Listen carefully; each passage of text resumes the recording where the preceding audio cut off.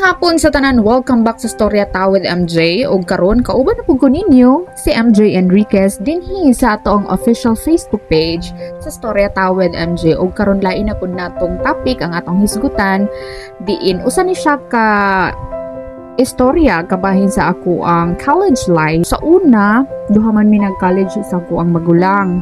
Unya kada paniudto siya ato kay to first year ko siya second year. Unya kada paniudto sukad na gyud hangtod na siya nang graduate kuyog gyud mig paniudto ana.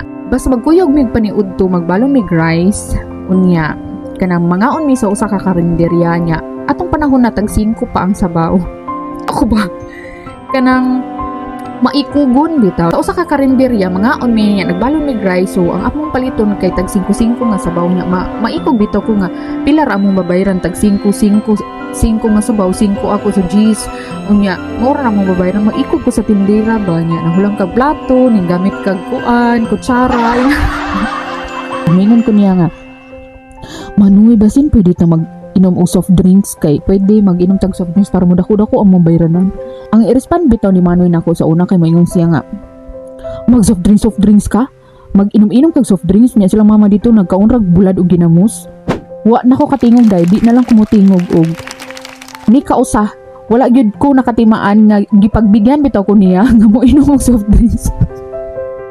Kada paniudto na ako, I think nakatiman ko basin kaduha katulo tingali ko naka-request niya nga Manoy basin pwede. Wala na ako ni request pagkasunod kay kabalo na ko sa iyang tubag.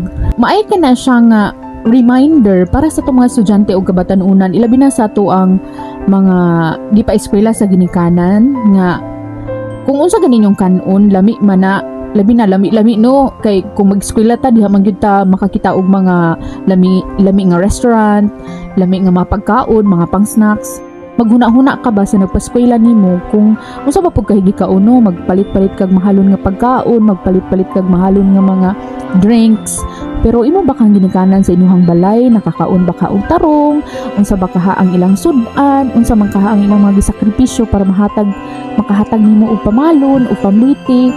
So para nako nitatak ito siya og ako ni siyang gi-share ninyo para sa mga ginikanan og sa mga batanon karon nga nagskwela nga naningkamot og naninguha para makaskwela bitaw bisan sa kalisod bisan sa kapait kay wala man jud na kasagaran sa itong mga Filipino families no wa man jud na tawo nga adunahan o man jud na tawo nga maayo og kahimtang. So at least maghuna-huna pud ta para pud na sa ato ang ginikanan o para pud na sa ato ang kaugmaon. Daghang salamat sa iyong pagtan-aw kini ang Storya Ta with MJ.